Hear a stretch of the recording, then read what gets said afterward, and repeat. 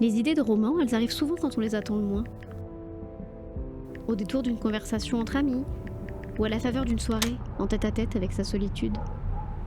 Et tout à coup, l'idée nous envahit. Elle transperce tout.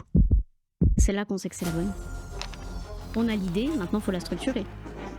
Imaginer les intrigues, créer les personnages, leur trouver un prénom, un métier, une famille, une date de naissance, des passions, des peurs, des défauts, les idées fusent, on noircit des pages entières. Et puis plus rien. Noir. Rideau. Ma frénésie des débuts a complètement disparu. Place au doute, au « j'y arriverai jamais ». Alors on sort. On se dit que l'inspiration se cache peut-être dans la forme d'un nuage, derrière un brin d'herbe, sous l'écorce d'un arbre. Ou dans un tournesol. Ouais, elle est là l'inspiration. Maintenant qu'on l'a retrouvée, on la quitte plus. On écrit, on écrit, on écrit, parce qu'écrire c'est toute notre vie.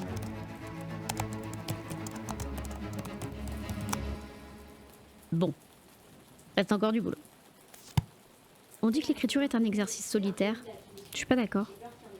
On n'a pas de meilleurs alliés que sa famille et ses amis. Notre carburant, c'est eux. On ne le sait pas encore, mais on a gravi les 3/4 de la montagne. On s'approche du but par petits pas.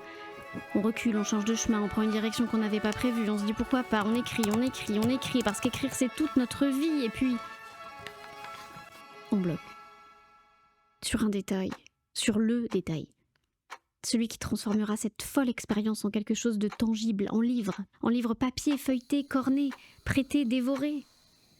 Et une nuit, on la trouve, la pièce manquante du puzzle. On la peaufine, on la bichonne, c'est le détail qui manquait à cette histoire.